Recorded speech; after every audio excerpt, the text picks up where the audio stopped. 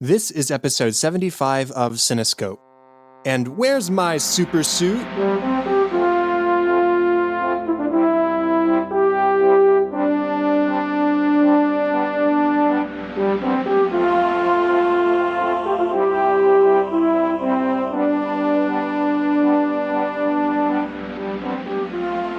Welcome to Cinescope, where our goal is not to criticize or to assign ratings, but rather to celebrate the movies we love, exploring story, characters, music, and relevance to the world around us. I'm your host, Chad Hopkins, and joining me today is Amanda Filingeri to talk about one of our favorite films, The Incredibles. Amanda, how are you doing tonight? I'm doing good, Chad. A huge thanks for having me on. I'm excited to talk some Disney with you. Yeah, it's funny. You and I have talked and sort of podcasted before, but it wasn't for this podcast. It was back when we were both on Anchor and you were running your own Anchor station and I was running my Anchor station. And Yep. we since departed that, but we had a really great conversation on the live action Beauty and the Beast last year. We did. I mean, that was certainly one of the highlights of, the recent Disney films, especially live actions that have been out. So it was really fun to chat with you about that. And I'm excited to poke around here at another one of our favorites. Yeah. How about you introduce yourself, tell people out there who you are, what you do, all that kind of good stuff. Sounds good. Hello, everyone out there in the Cinescope universe. My name is Amanda, as Chad mentioned, and by day, I am a marketing manager. So, all things marketing and promotion and advertising. But outside of work, I am a huge Disney buff, which is why we picked this movie, and live in California. So lots of outdoor exploring when I get the chance, and getting into mountain biking and golf. So that's kind of some new things on the radar for me, and just excited to talk movies and TV and media any chance I can get. So this is great. Thanks again. Yeah, no problem at all. And I'm excited to talk about The Incredibles. You mentioned it because, well, we've got a new one coming out this year, which is crazy to think about 14 years later. Yes. But it's definitely exciting. Definitely. I'm super stoked. I mean, whenever the sequels come out, especially the Pixar ones, they have these huge gaps in between. And so I feel like it just, never loses its hype. It just keeps getting more exciting and more exciting as we approach the sequel date. And, coming in the summer, we have The Incredibles 2. So I felt like this was a perfect one for us to talk about and reminisce about. For sure. So let's go ahead and dive into it. This is The Incredibles. It was released on November 5th of 2004, was directed by one of my favorites, Brad Bird, who also directed The Iron Giant, Ratatouille, Mission Impossible Ghost Protocol, Tomorrowland, and is set to return to direct and write Incredibles 2. Good. The music is by Michael Giacchino, another one of my favorites who, take a big breath, it's a long list, also composed Mission Impossible 3, Ratatouille, Star Trek, Cars 2, Up, Mission Impossible Ghost Protocol, John Carter, Star Trek Into Darkness, Dawn of the Planet of the Apes, Inside Out, Star Trek Beyond, Doctor Strange, Rogue One, A Star Wars Story, Spider-Man Homecoming, War of the Planet of the Apes, Coco, and is also set to return for The Incredibles 2. Is that it? That's a truncated list even. That's what I thought.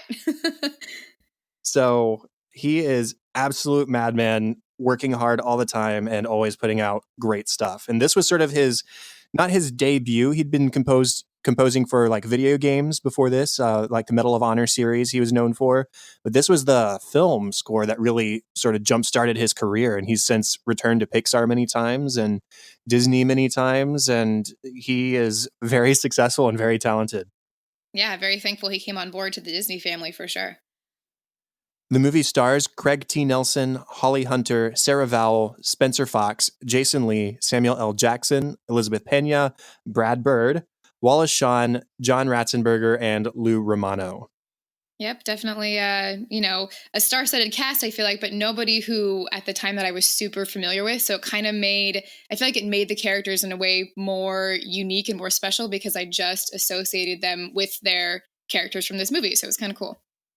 Yeah, I mean, this probably would have been my earliest exposure to Samuel L. Jackson, to be honest, as a little 12-year-old when this first released. And we'll talk about this in a second. I didn't even see it in theaters.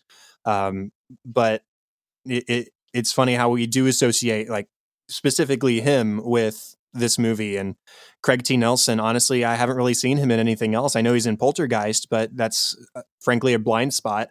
Wallace Shawn, he is very well known in Disney. And so I guess I was familiar with him ahead of time. Goofy movie. He was the principal as Principal Mazer, I think his name Yes, is. that's right. That's right. Yeah, and he was in The Princess Bride, which I hadn't even seen that at this point either. Oh yeah, But me neither. but yeah, I mean, it is a largely unknown cast, at least in regards to children and who they're familiar with, I think. Totally agree. And I know, and in talking about some of the cool things about this movie and kind of laying the groundwork here, I was researching and looking at some stuff, and I found out that for Pixar, this was a first for them in a couple of ways. The first one being that it was the first of their films to have a PG rating. So that was kind of, a little risque for them at the time. It was their very first one. And in terms of the lengths of their movies, this was also the longest one, I think by kind of a long shot, like almost half an hour. So they were really pushing it with this one, but guess it turned out well. Yeah, and not to mention the fact that this was the first one to bring in somebody sort of from the outside. Brad Bird and I think John Lasseter had gone to school together back in the 70s, but Bird wasn't part of the Pixar brain trust, as they sort of call themselves. And so they produced the first two Toy Story films and Monsters, Inc.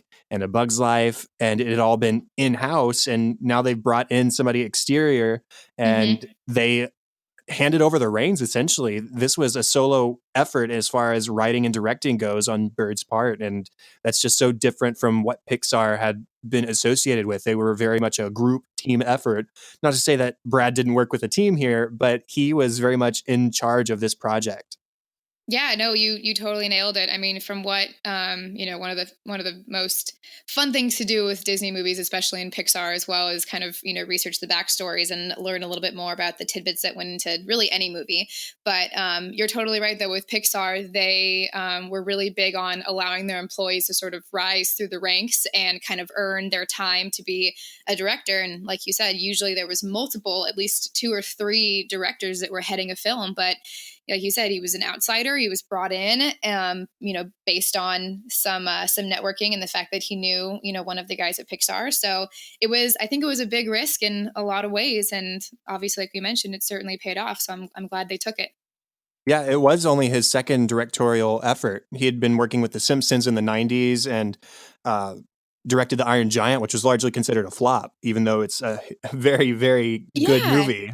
And I was going to ask you about that because I know that we're sort of from the same generation. And for me, I remember The Iron Giant being amazing. Like that was one of the films I loved when we were growing up. And when I kind of, read a little bit about his history and stuff and read that, technically it was considered a bomb, which I guess in, movie terminology, which you probably know a bit more about it than I do. But I guess that it like had to, significantly lose a lot more money than it made. And I guess it wasn't even close. So it's kind of a bummer, but I remember liking that movie. I don't know about you.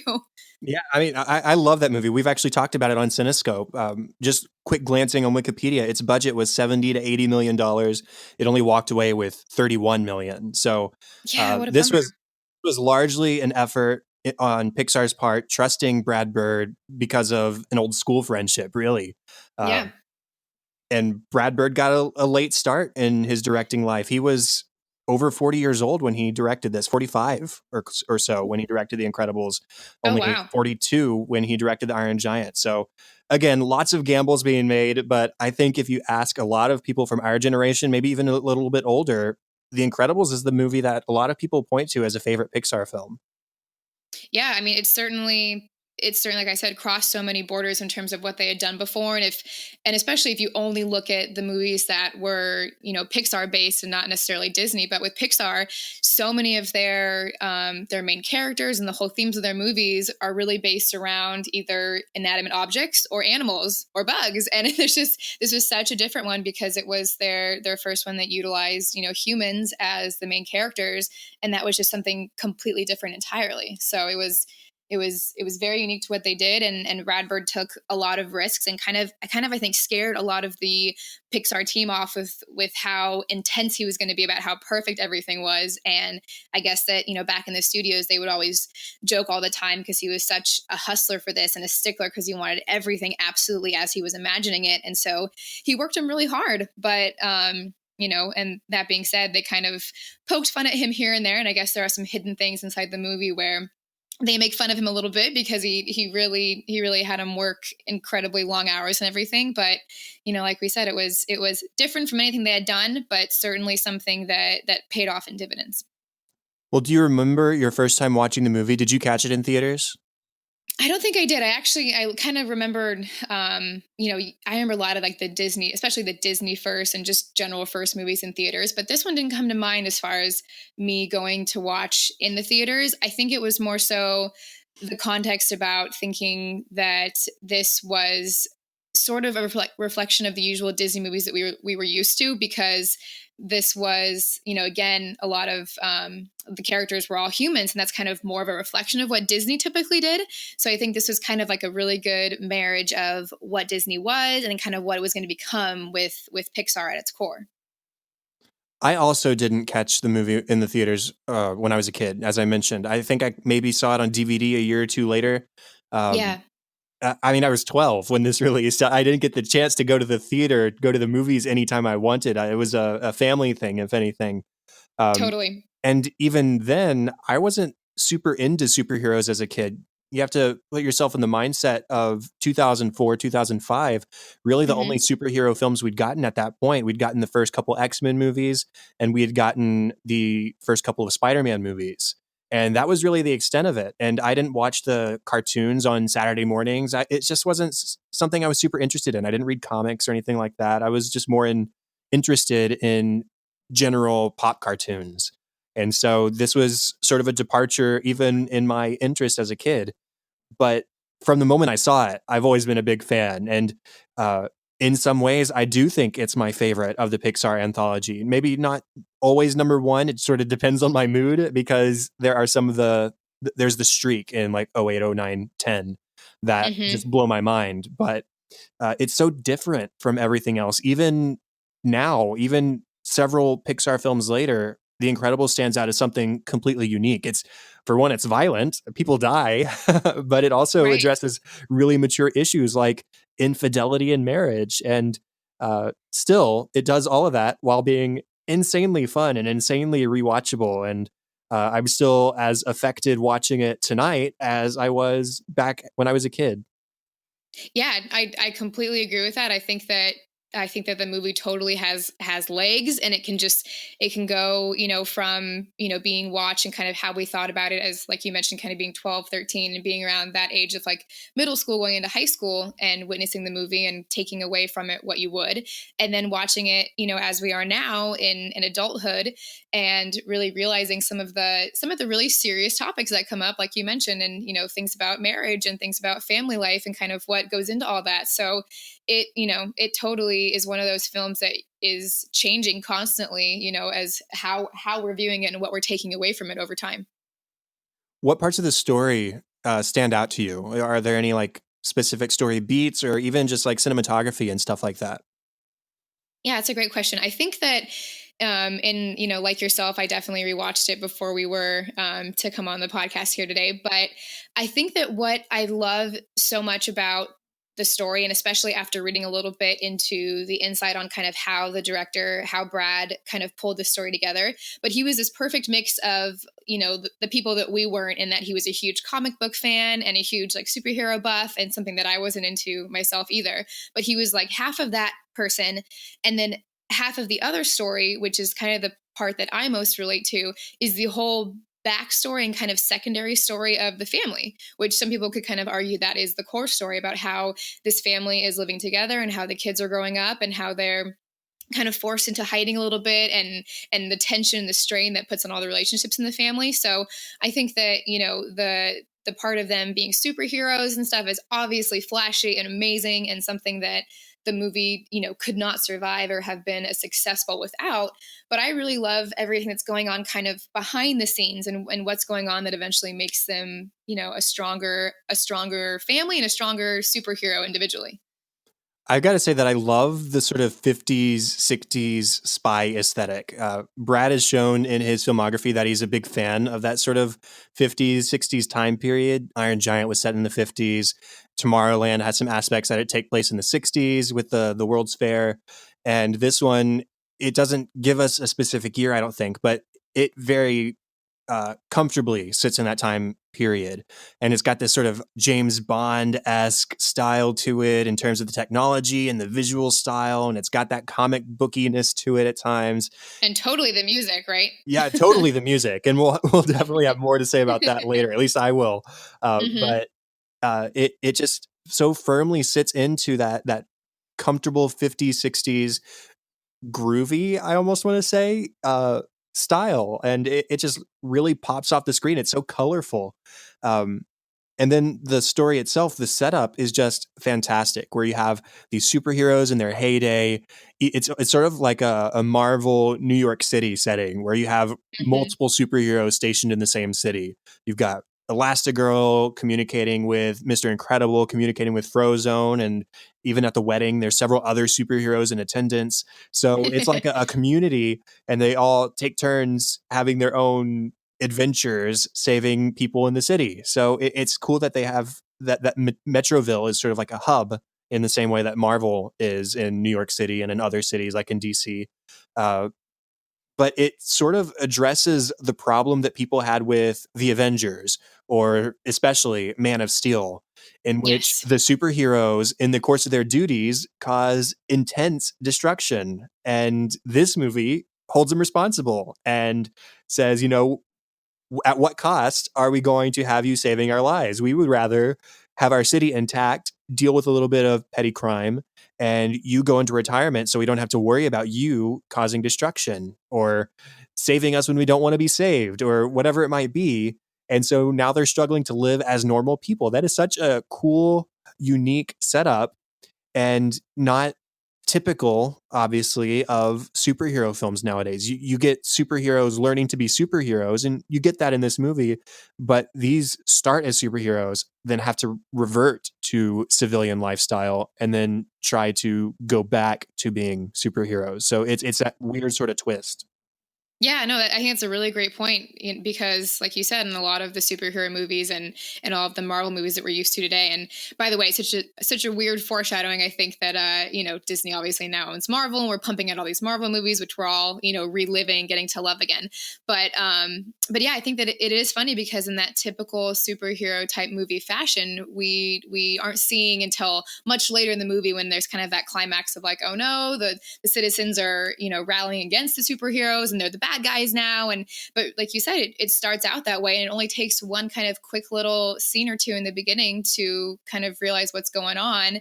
And then we immediately have these feelings of kind of like sadness and pitting a little bit for them because you hate seeing him so bummed. He's just Mr. Incredible. Bob is just so sad for the whole first third of the movie, and you totally feel for him, even though we have no idea what that would be like.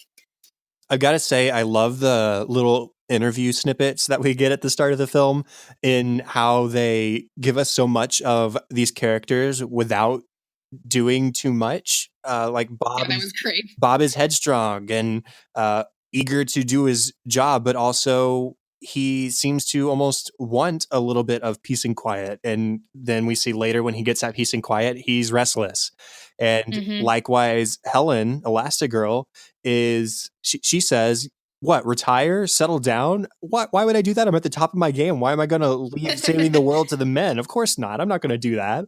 But then when that situation is forced upon her, she adapts to family life really well. And Frozone is Frozone. Yeah. There's not a whole lot to oh gosh. him, but he's just a fun character, and he also we get a lot of that personality in those opening interviews. So really cool start to the film before we get into even the opening title, and then that first sort of chase sequence, if you want to call it that. Yeah, definitely. I mean, you make such a good point with how the characters are how they're represented and how they kind of, because essentially you have this whole box of goodies that you could have picked from in terms of superhero powers and what they were going to do. And I guess the way that Brad and all of them decided kind of what their strengths and essentially weaknesses were going to be was based off who the characters sort of were internally. Like you mentioned, Elastigirl is the mom, and how mothers and wives are constantly stretching in a million directions to meet the needs of their family and their children. And how Violet, being the younger one and kind of the shy one, is going through an awkward stage. She's really wanting to remain invisible, and lo and behold, her superpower is invisibility. So they totally just, like you mentioned, the writing in this film and how they cast the characters and stuff was just so brilliant. So talking about specific characters now, what are your thoughts on Bob and sort of his growth over the film? I feel like with Bob, there's so many different levels of relatability to him, because especially like we mentioned, how we can watch this movie over the years of our lives and kind of relate to it differently. And just in that respect, I feel like you slowly kind of relate to Bob in different ways as we get older as well, because, essentially he's, like you say, he's on top of the world. He's, this handsome superhero hunk, and he saves the world and stuff. And then he settles down and gets a wife who he loves a ton, obviously, and is so happy about. But then there's that little desire that's like nipping at him, that's like, I want to be who I was. And like you mentioned, when they're forced into kind of suburban life, I mean, he is just so sad and depressed behind that desk of his, and his boss obviously couldn't be more of a jerk, and so I feel so bad for him. And I'm like, man, I feel that way sometimes. Like, I don't want to sit behind a desk, and I want to be going out and doing things and enjoying my life, and being kind of like, back to that kid or that younger piece of you that you want to be so bad. So, I mean, I think that his character, for sure, in my opinion, has the most depth with that, because he's constantly struggling with this balance of wanting to be with his family and please his wife and do what he should do for them, but then at the same time wanting to really be who he was and unleash that superhero and that superpower inside of him. It's from one extreme to the other, really, where on one side of the coin, he is running around punching bad guys in the face, driving cool sports cars, getting the girl, and now he's sitting behind a desk that is too small for him and driving a car that is too small for him. He is confined in every space he goes to. But just barely, right? Yeah. Like at any moment he is going to unleash this craziness. And honestly, one of my favorite parts of the whole film by far. And we get to see that little kid on the trike who's in his little neighborhood. And every time that Bob pulls into the driveway, every time at night, if he was mad about something or slammed the door and he broke it, you see the little kid, and, Bob just loses it in that one scene where the door breaks and he lifts up the car over his head, and the little kid's staring at him, and he pops his gum and he's just like stunned. And I mean, that's just like a mark to how on the edge, Mr. Incredible is, and it's just wanting to break free from all these, like you said, confinements, and he just can't. And so it's so interesting, and by chance, just one of the cutest little funny tidbits in the film, I think. He just feels ignored, and he's repressed, and he projects this onto his family too, unfortunately. In that argument he has with Helen after coming back from the fire, they talk about Dash's, quote, graduation from 4th to 5th grade, and how it's celebrating mediocrity is a phrase he uses, while he can't participate in sports, something that he'd obviously be great in because of the perception of people on superheroes and how they're being forced into isolation, or not isolation, but maybe emotional isolation, if you want to consider it that way. And so to get a taste of those glory days, he masquerades with Frozone, does the smallest bit of hero work, listens to a police scanner, for crying out loud.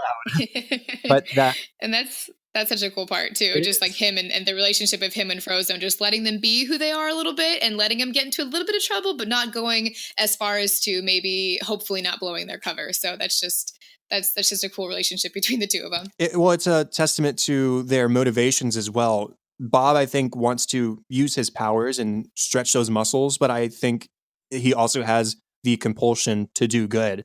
Like, if he wanted to just use his muscles, then he could go do what he does later in the film and just work out in train yards. But instead, he's using the abilities he still has to help people, even though he shouldn't. And so I think that's a good taste of his motivations. This opportunity on No Manasand gives him a real opportunity to truly flex his muscles and a chance to feel appreciated for his real non-insurance related skills.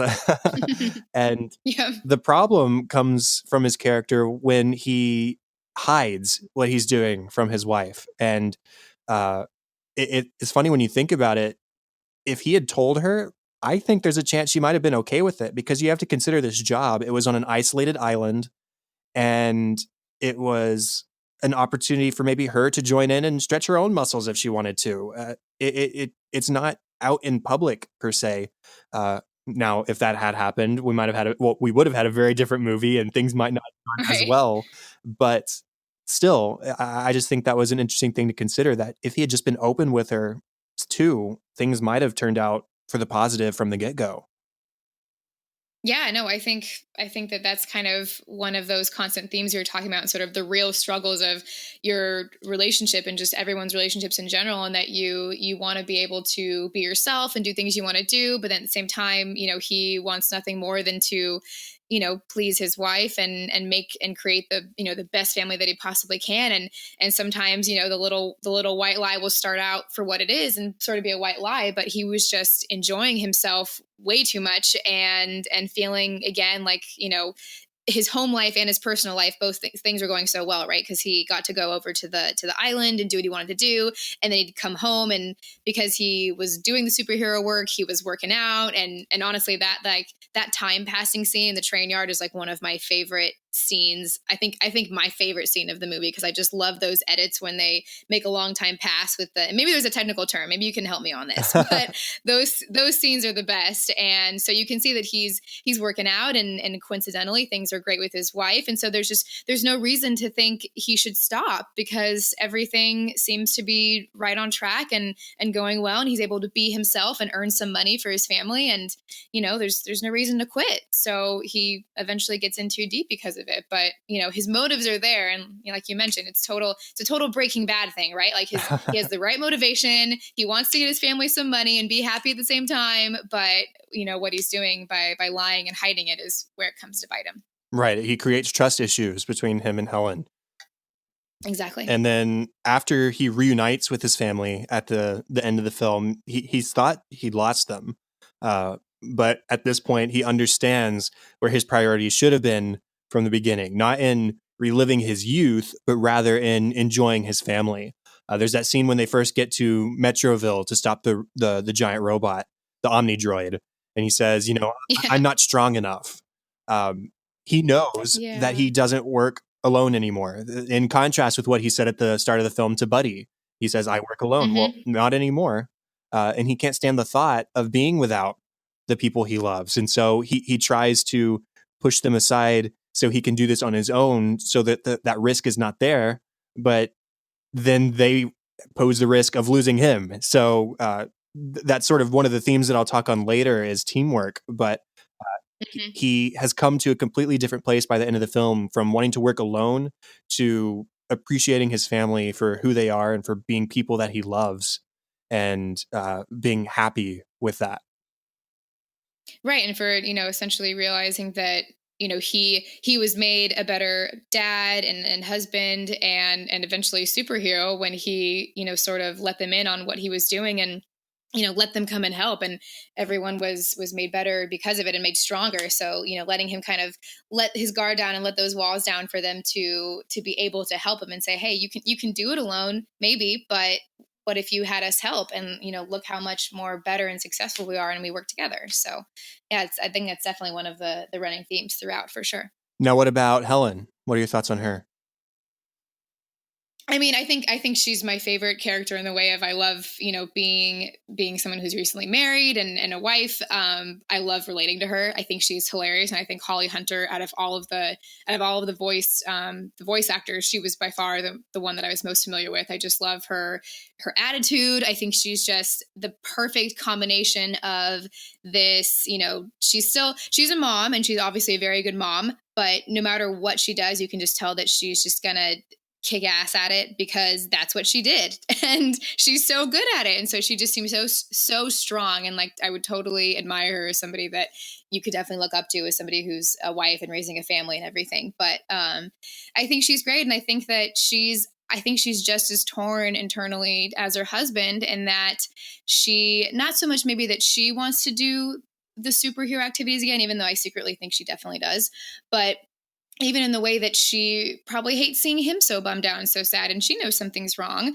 but her motivation as a mother is just to give her kids the best possible life that they can, and she doesn't want to subject them to all of the hate that the heroes at that time, like you mentioned, were receiving. So I totally admire her and feel like she was definitely doing the right thing the entire way through, just trying to figure out how she could balance this providing this good life for her family, but then also being able to be happy and for her husband to be happy. Her trust issues in Bob illustrate her desire to hold their marriage together, and just what being kept in the dark does to that bond.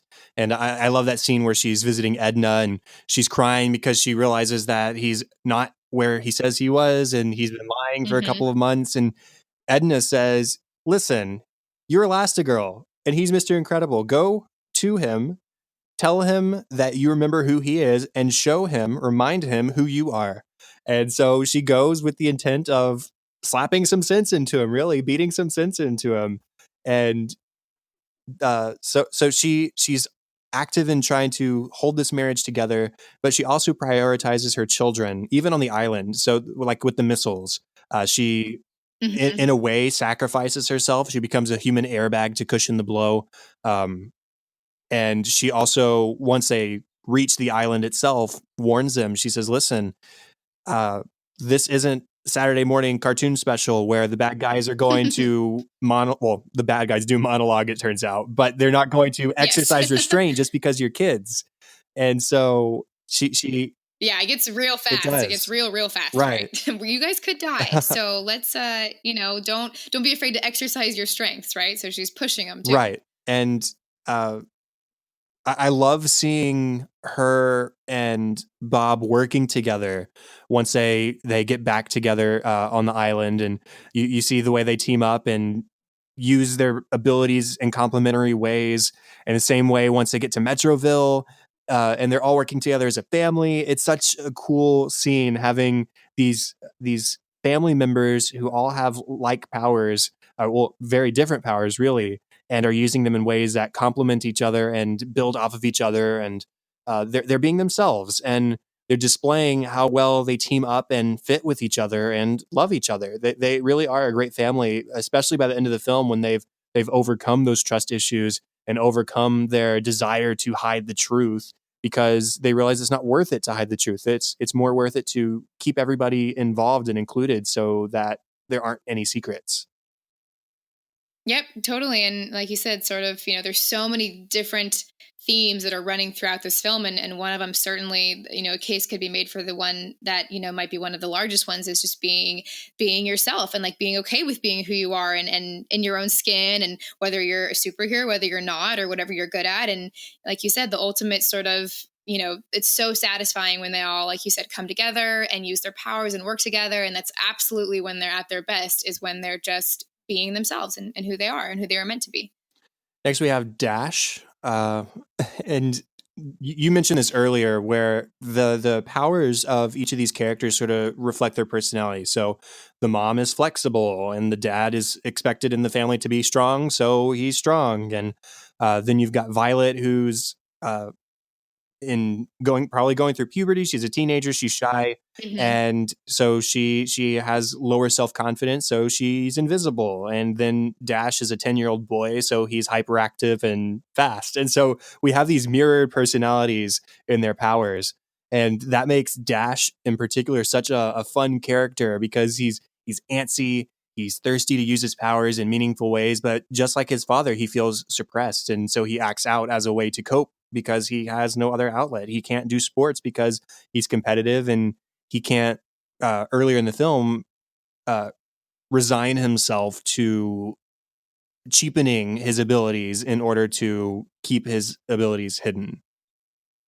Right. And I think you just, out of all the characters, I think I just feel for him the most, because he's so young. He's youngest in the family. So he doesn't fully grasp or understand like why they have to hide themselves and why can't I just be me? And you can tell he gets it a little bit, but even though he's kind of, a crazy little kid, and he's, putting thumbtacks on the teacher's chair and not getting caught on video, even because he's so fast. So you want to be like, oh man, he's just he's just a bratty little kid. But even with that, I totally still feel for him. And I feel so sad that he's, forced to hide his little self, because he, has been told by his parents, and they've grown up in that, yes, we know that you're special, but you can't be special.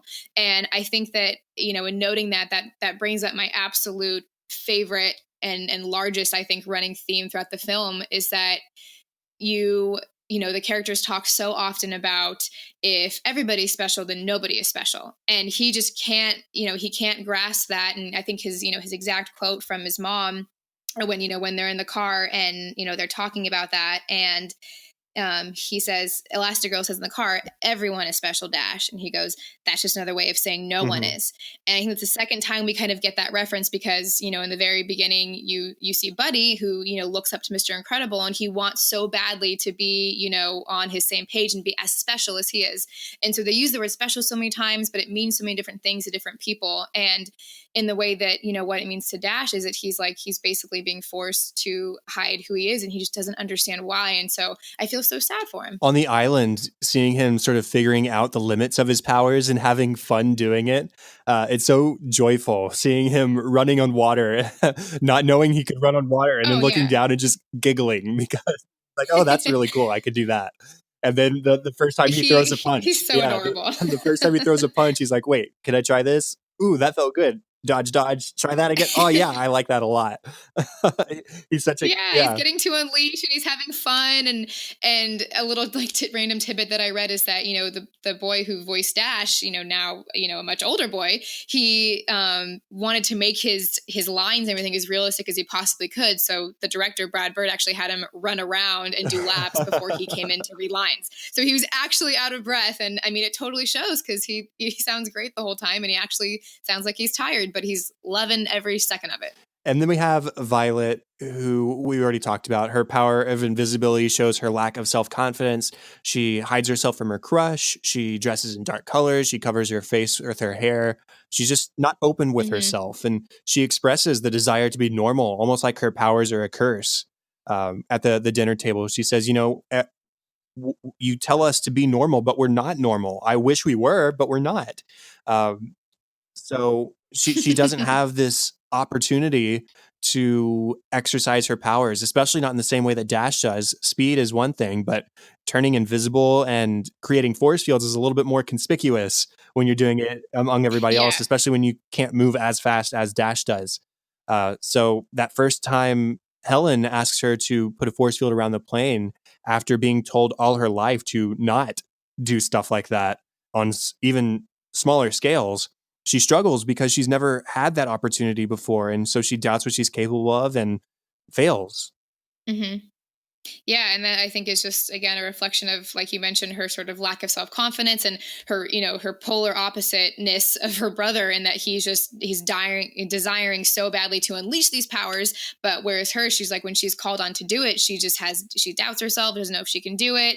And I think one of the coolest parts with her character is kind of seeing her come to realize that, she can do it and gain a little bit of confidence just slowly throughout the movie. And, at that very sort of not quite at the end of the movie, but more so in the middle when they're kind of confined to that cave when Helen goes off to find Bob and see where he is, and she tells him to stay put, but kind of brace yourselves and be ready. She pushes her hair back for the first time, and it's when she's having a moment with her mom right before she leaves, and she kind of tucks her hair back behind her ear, and it's the first time it's out of her face. And then if you notice for the rest of the movie, her hair is just out of her face. It's like that was her bridge crossing. She is now confident, or at least feels like she could be confident. And it's just a tiny little thing, but I'm sure a lot of other people saw it and stuff too. But I loved seeing it and being like, yeah, that was when she kind of had her coming to moment there and her growing up. So, well, I love that when they first reach the island after crashing the plane, and she's sitting in the cave by herself, and she's experimenting with putting a force field around the fire and around the smoke above the fire. And even then, she's not truly successful. She's not successful until it comes time to protect Dash. In that moment where Dash is about to get shot, she jumps in front of him, and all of a sudden, boom, force field. And it's sustained, and it is fully corporal, it's amazing. Yeah. And it's because she, in instinct, protected her brother. And her mother even said that earlier in the film, when it comes time to do it, you're going to know what to do. And she was right. Her powers came to full fruition when it was time to protect somebody she cared about. Yep. And like you mentioned, I mean, Mr. and Mrs. Incredible or Elastigirl might have, grown up with being able to use their powers. They kind of grew with them or grew into them. But with Dash and Violet, they obviously have been forced to hide them forever, so they really don't know what to do with them. But you're right. She, when the real time comes and real lives and her family and stuff is on the line, she knows exactly what to do because it's just in her. And she puts the force field up, and even Dash is like, "How are you doing this?" And she's like, "I don't know." And he's like, "Well, whatever you're doing, don't stop." So they're still figuring out, and they're still learning, what their true ability and the true lengths and heights of their abilities. And so it's really cool to see them, sort of kind of growing in front of our eyes, during this And at film. the end, she's gained the confidence to not feel the need to hide with her hair or with her powers. Yep. Yeah, so it's almost ironic in the sense that her powers are more developed than ever, but she doesn't feel the need to use them to disguise herself or hide herself from anybody. So she's wearing brighter colors, her hair's tied back again. Yeah. And even Tony, she technically asks him out because she's so confident with herself and with who she is now. He's the one who stumbles over his words, and she's the one who says, "I like movies. I'll buy the popcorn. Friday it is." And so it's so different from the girl who turns invisible when he glances in her direction at the start of the film, and then sort of giggles over the fact that he looked at her. I know, and it is so sweet because, like you said, there's so many different ages where we watch this movie, and maybe you and I were just kind of outside of that age range that she's in. But for young girls and even boys, who are watching the film and kind of seeing how she gains that confidence and how things start to go her way when she just has confidence in herself and who she is. And it's a cute little, moral. And, people may be, younger kids may be watching that and saying, yeah, I could have confidence too. So lots of little fun things to learn for all ages in this film. Other characters, well, we've got the other big one, Syndrome. Syndrome, what do you have to say about him? Oh gosh, I just, he is under the impression, that first thing that we talked about a little bit ago, but he's under the impression that, he wants to be on the level of the Incredibles. He wants to be special, and special to him is having these crazy powers. But then slowly throughout the film, and even in the beginning, he calls to it. He's like, well, I may not have powers, but I'm smart. And so when we kind of see the second run, when Mr. Incredible and him run into each other and he's got the boots on, the little rocket boots that he's built, he's like, where did you get those? And he's like, I built them, so his special ability is obviously the fact that he's smart. And for him, being smart and being intelligent and being, somebody who obviously can invent super cool things like rocket boots, he doesn't see that as like special enough. So in a way, obviously he's the villain. So of course, nobody's rooting for him. And I certainly wasn't rooting for him, but in a way it's kind of sad because I feel like what was special about him, is something that he never saw as a cool special ability. So he ends up taking what he thinks is not anything to write home about. Oh, I'm intelligent, I can make weapons and stuff. And he makes weapons with it. And that's what's so sad is that he's, the powers, having the power is one thing, but him doing something bad with it is the direction that he goes. And that's, eventually what leads to his demise. But yeah, it's sad because I suppose at the same time, if Mr. Incredible were to, have taken him under his wing a little bit, maybe things would have changed. Maybe he wouldn't have been Syndrome. Yeah, I sympathize a little bit with him. Especially if Mr. Incredible hadn't been going through such an immediately stressful time that fateful night where he was getting married and then he was getting sued and then he was forced into retirement. It was just bad timing for Buddy to try and force himself into this partnership. But, despite Buddy's smarts and self-made powers, he's more about attention. Even in those early scenes, I think he's more about attention than in genuinely helping people. He wants to be there not to help people, but to be with Mr. Incredible. And that's his issue, is that he's not he's invading on Mr. Incredible's space rather than trying to actually help, I think. He wants an audience, and he's willing to do whatever it takes to show people that he's special, even if it means later in the film killing people and creating a disaster in order to save people from it. Right. And that calls back to the whole thing we talked about with teamwork and everything.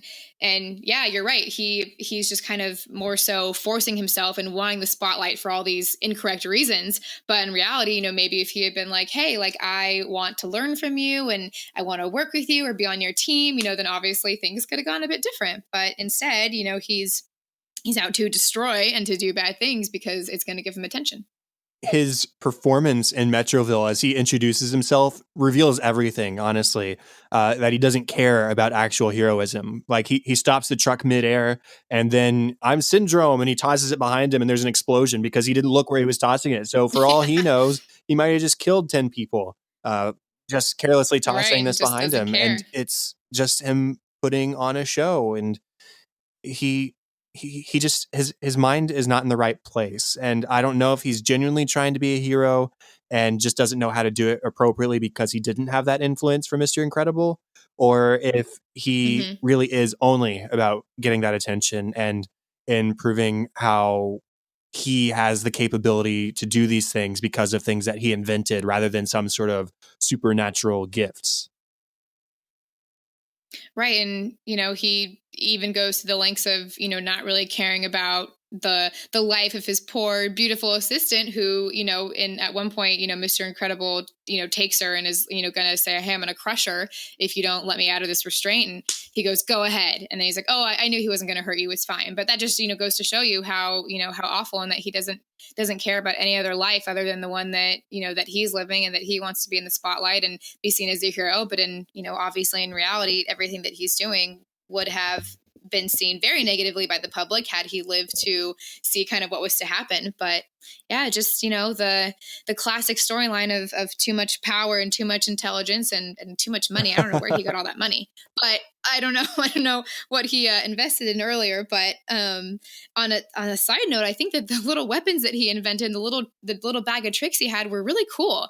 And I was watching it and I was thinking those were such interesting little things, like the little thing that flies off of his arm and it goes into the water to go track down, like basically a geo tracker for Mr. Incredible's body, and how it comes back up. And I'm like, I feel like a lot of the tech in the movie was really advanced for the time frame. Yeah, I It mean, if was he had really just cool. used his smarts to actually do good things, and he could have actually done good things, but he kind of wasted on this revenge story, Exactly. basically, resenting I know. superheroes as a kid. So, uh, Yeah.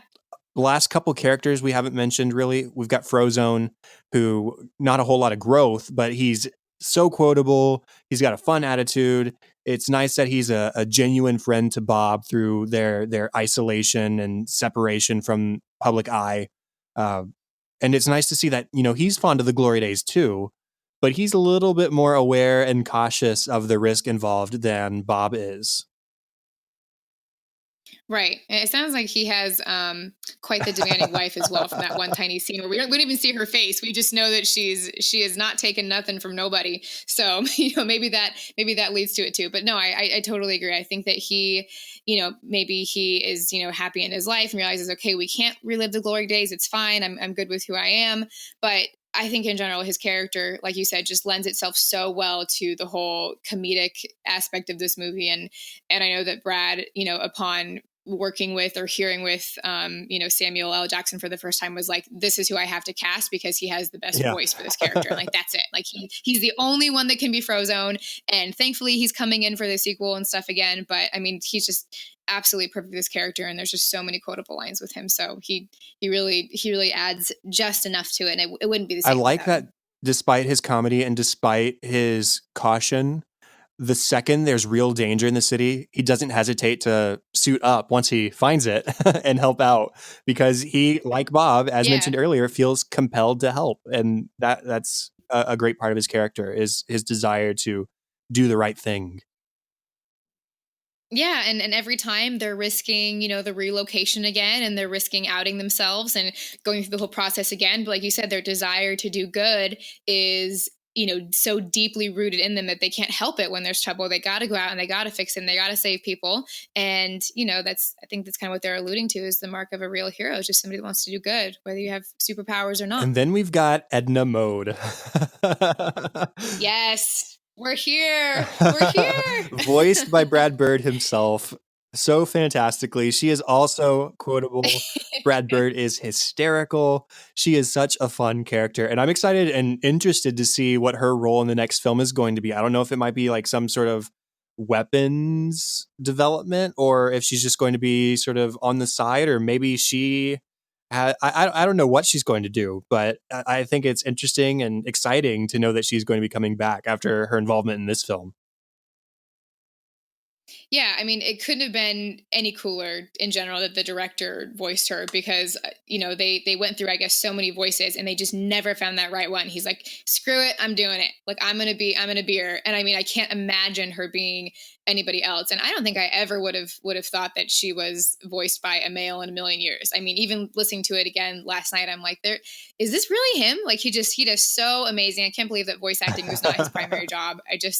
She is fantastic, and the scenes, all the scenes in the movie, and really I guess there's really two main ones, but the two main scenes with her in the movie where first, Bob goes back and revisits her for the first time, and just from her calling out initially, when he's sort of buzzing her in at the open gate right there, and she looks through the camera and sees him, and she's like, oh my gosh, you've gotten fat. I mean, that just starts off the whole thing of how funny and honest and open she is, and who you're going to get with her character just by taking that shot at Bob initially and his weight gain. So right off the bat, she's hilarious and just does not disappoint. And I love both the scenes where each of the different Incredibles, Mr. and Mrs., come back and interact with her for a good few minutes at a time. And I mean, those are totally two of my favorite scenes in the whole movie. I just realized that there is one more character that we can at least briefly mention, Mirage. Do you have anything to say about Mirage? Because she does have a little bit of a nice arc in this film. She does. I think that again, she's, she on that kind of good versus evil thing, which obviously is at the root of a lot of superhero based movies. She's seen as that sort of, like you said, mirage. She's a mirage in the way that she's fooling Bob initially into thinking that, he's going off on this amazing voyage to help, some company do some real good in the world and to help them, test their weapons and things like that. And, he doesn't really know what he's in for, but he just knows that he's doing good because she has led him to believe that he is. And so essentially, she is a mirage for him. And so at first, she's on that side of things, but then when things start turning and she's realizing that Syndrome is getting, very mean and is putting him and his family at danger and even eventually throwing her into danger, she quickly flips because at the core of who she is, it's somebody who knows a little bit of right from wrong when it comes down to it, and that, innocent people, she doesn't want innocent people to get hurt. And even though their whole plan, is to foil Bob and the Incredibles in some way, she just can't let it happen. And so, you really, if you didn't like her before, you definitely do by the end of the movie, because she is now on the Incredible side and makes everybody happy. She says she's attracted to power. And so it's interesting that she's attracted to, maybe not romantically attracted, but attracted to Syndrome because he's the one who holds all the cards at the start of the film. But when he is so willing to sort of sacrifice her, even if he's bluffing to Bob, who is in a desperate situation, there's no way he could have predicted exactly how Bob was going to behave. And so he very well might have taken Mirage's life. But she tells him right after that, valuing life is not weakness. And this touches on a theme, but she says valuing life is not weakness. Because Bob saved me, because Bob did not kill me, because Bob is so upset at the loss of his family, does not mean he's a weaker person for it. And then she also says disregarding it is not strength. And so she says she's attracted to power in seeing Syndrome so flippant on the lives of other people, including on her own. He no longer has the power in her eyes. And so she is attracted to true strength, which is in Bob at that moment. And so she draws to him and begins to help him out and the family. So I like that flip and that sort of that key moment between her and Syndrome where she reveals what her motivations are and why it's so believable that she would change sides the way she does. Right. And I mean, Syndrome obviously is so focused on, what he's doing. Obviously, he doesn't catch that she is now going to basically be a total, alias with Bob and help them out. And eventually she does, there is a point at which she presses the button, releases him. And so she's essential to their success ultimately. But, he wouldn't have noticed that or cared or anything because he's too busy, doing what he needs to do or what he thinks needs to be done. But you're right. I think that she's, though a small character in terms of probably lines and appearances in the film, she has a big point, and it is kind of this outsider that's not, not Syndrome and not that, money hungry and power hungry, I guess is a better word, side of the coin, but then not, on the incredible side where she has these special abilities. She's in a sense the most normal out of all of them. And I think that, it's cool to see that even the common civilian with no powers or no, superhero strength and stuff, it ultimately chooses to be on the side of the Incredibles and the side of the ultimate good. Okay, so moving on from characters, we finally have reached music and talking about Mr. Giacchino's fantastic score. What do you have to say about this? Are there any highlight moments or tracks or anything like that?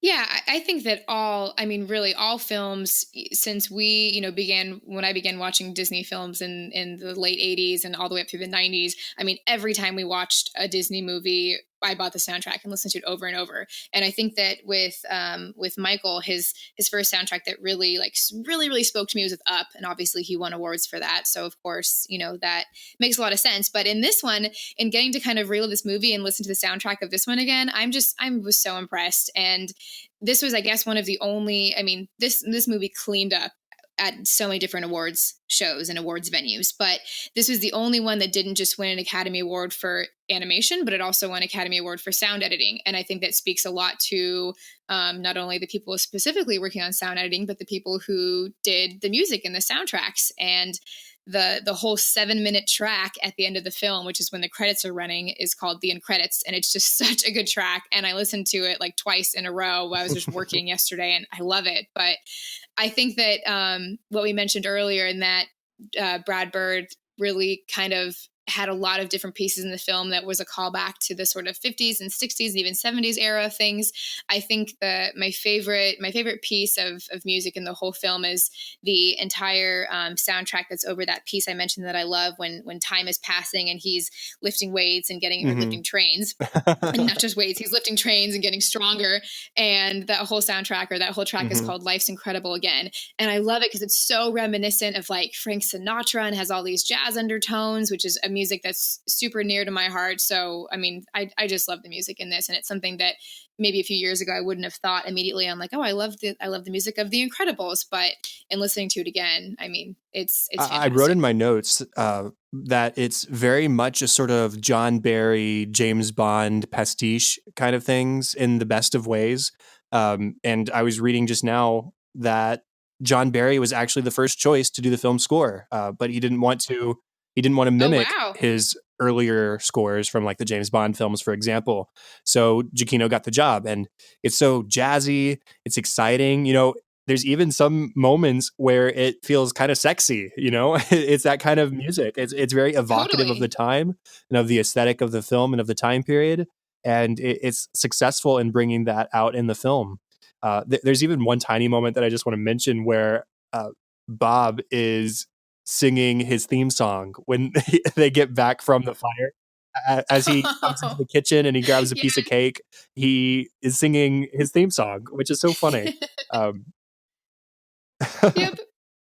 It's probably just replaying in his head the entire time that he's doing anything, whether it's like saving someone from a burning building or, in his little desk when he was writing people some notes on how to better their insurance. He's probably just humming that constantly. So he's really on a high at that point. So no, that's a good catch. Yeah. So that's really cool. Cool. One of my favorite tracks is Glory Days, which is sort of Bob's theme. We get that over that opening chase sequence.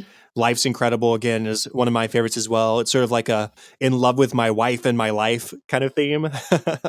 We've got Kronos Unveiled, which is like this mysterious looming danger and the tragedy of the lost other superheroes at the same time.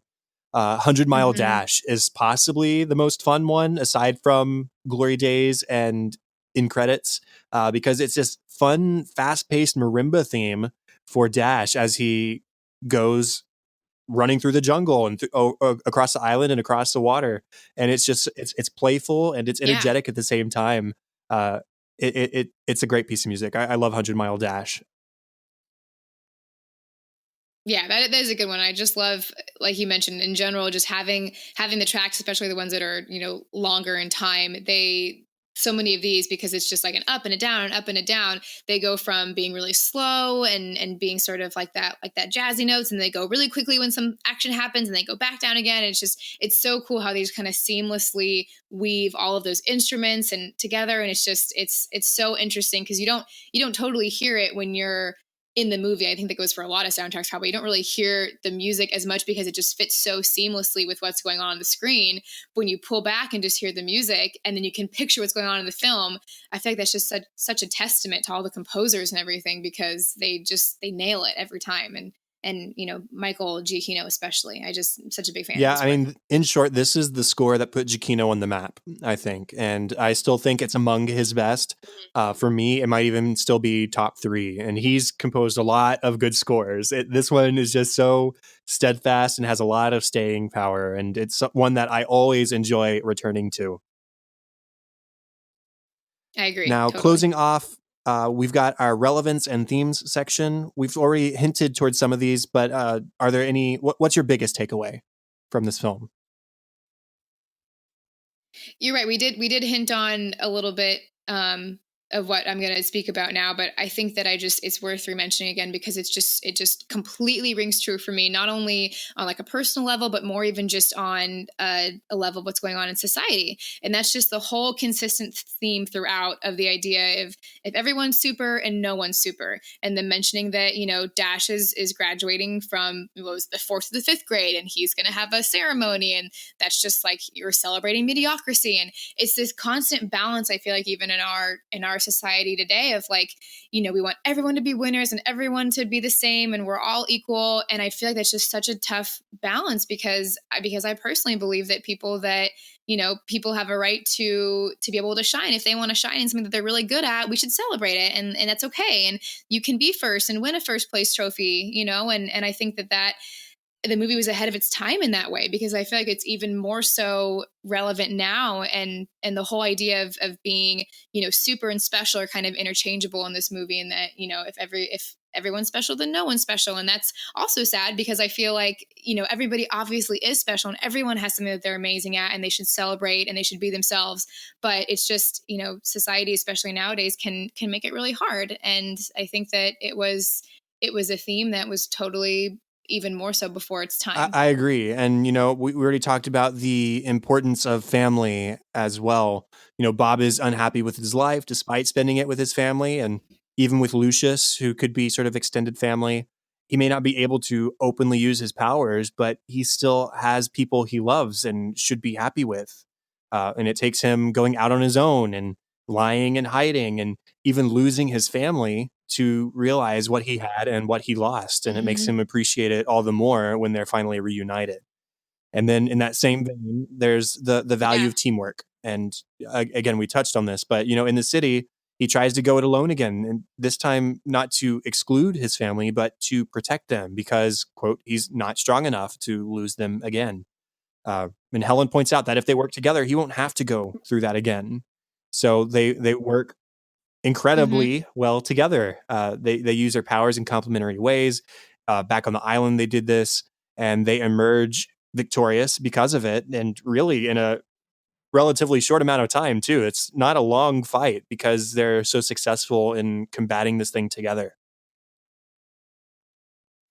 Right. And I completely agree. And that the other theme of this, and the one that is so, I feel like that anyone can relate to and that everyone does relate to in life, is the whole theme of strength, and, that physical strength that Mr. Incredible has, and then him sort of, losing his strength or being vulnerable to not having strength when it comes to the idea of if he were to lose his wife or his family, and that being okay. And again, like you said, Mirage, saying it's not you're not weak because you value life. And like and all of that, and how we go through so many moments in life where we may not feel as strong, and how that's normal. And that no matter what, at the end of the day, your family and the people you love are the ones that surround you and the ones that will get you through that. And that, even when you're feeling at your complete lowest and feeling like you can't do it, you don't have to do it alone. There's always somebody out there, and, especially your loved ones and your family, and you got to lean on them sometimes. And that's okay. It doesn't mean weakness. It just means that you are lucky to have them. There's a different kind of strength in recognizing that you don't have all the strength, and that you don't have to tackle things alone. So Yeah. And that's something he goes through, right? The ultimate, that ultimate kind of test, and that, we are basically going to possibly die if we can't stop this robot, and him sort of admitting, I don't know if I can be strong enough. And, she's imagining, strong enough as in, what do you mean, you Mr. Incredible? Of course you can stop it. But he's just meaning, I don't know if I can be strong enough to do it on my own, or to lose you again. And ultimately they need to work together to get it done. And any it's other really sweet. takeaways?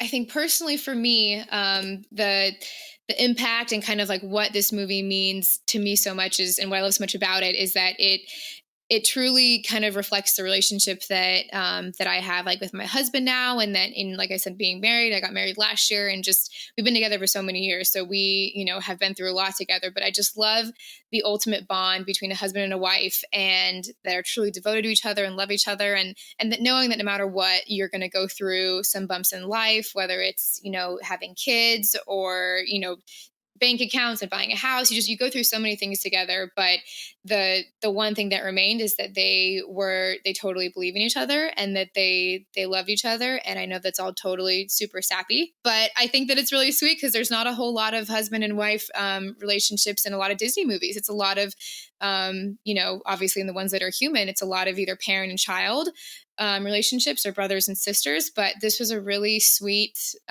relationship throughout the film, of a husband and a wife. And that was by far one of my favorite parts. Very of this cool. movie. Do you have any other sort of final thoughts on the film?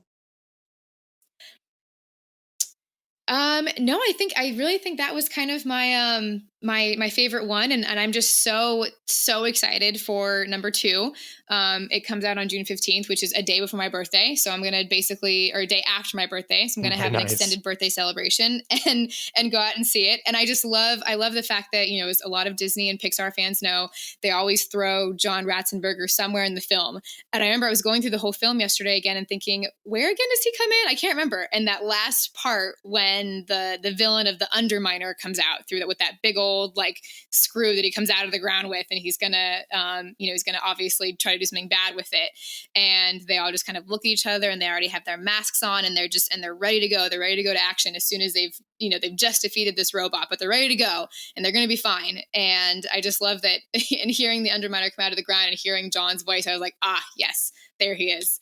Thank goodness. So I'm glad that he made his appearance, albeit a bit late. But apparently with number 2, they're going to pick up exactly where they left off, exactly with the Underminer, like literally where we left off the minute of the film. And I think that just makes number 2 all the more exciting and interesting. And I can't I kind of hope that they just, like, immediately shut down the Underminer without a fight. I think that'd be really funny. Just like, this isn't really even an issue. And then from there, they have their own separate issues. We'll see. But I'm excited either way. I'm glad that it is immediately after this film, rather than being any sort of time jump. I think it's just going to be a lot better seeing them continue their stories rather than jump forward and have completely different stories. Yeah, me too. And Disney and Pixar have a really good track record of making sequels that were just as good, if not even in some cases better than the first. And they being the director of the film and the writers and stuff, said, we're not going to do this unless I know that we can do it just as good or better. We're not going to put any effort into this until I know it can be better. And so they're going to be using so many efforts and so many ideas that I guess didn't get put into the original film, and adding way more. And they seem to be very confident that people are going to love it. So even though this is the longest gap between the original and a sequel for Pixar, it just beat out Finding Dory. It's going to be a long time in between, but I think that time might do it justice. But I have 100% faith in Brad Bird. He, like I said at the start, he's one of my favorite directors. I have not seen a film of his that I've not enjoyed immensely, even. So I am very excited to see what he does with this, and knowing that he wrote and directed, and he waited 14 years to get it right. I have no doubt that this is going to be a fantastic movie. So, well, hey, then your faith has given me faith, so I'm good. I'm ready. I know I'll be on June 15th. With that, that is the end of the official 75th episode of Cinescope. Thank you so much for joining me tonight, Amanda. Thank you for having me. I love doing one of my favorite things, which was just talking Disney, and I really appreciate you inviting Contact me for the on. show, So thank you. Facebook.com/Cinescope Podcast and at Cinescope Pod on Twitter. Please consider going over to iTunes, rating, reviewing, maybe even subscribing to the show, helping to give us a boost in visibility on that platform. You can also email feedback and ideas to thecinescopepodcast@gmail.com. And you can use that to contact me regarding co-hosting. If you have a movie that you love, think you could talk about it for a little bit, let me know because I'd love to have you on the show. Now, Amanda, where can people find you? Well, as you can tell, I definitely, like I mentioned, love talking Disney and love talking anything Disney. And if you're a similar fanatic like me, I have a blog that I write for fun over at halfgirlhalfmouse.com. And I'm just about to release an article or a blog post on the history of the Dole Whip. So you can check that out there. The best place to find me is at Chadadada on Twitter. That is CHADADADA. Also, facebook.com/chad.hopkins. And don't forget, I have another podcast called An American Workplace. You can find that where podcasts can be found, and workplacepodcast.com if you're a fan of NBC's The Office. Show notes and all contact information for this show can be found at thecinescopepodcast.com. And that is all for this week. Once again, Amanda, thank you so much for joining me tonight. I had a really good time. Thank you again. Anyone thinking of co-hosting, Awesome. I would do it because it was Thank a blast. you, everyone, Thank you for listening to episode 75. I'm Chad Hopkins. This was Cinescope, and we'll be back next week with episode 76. Have fun and celebrate movies.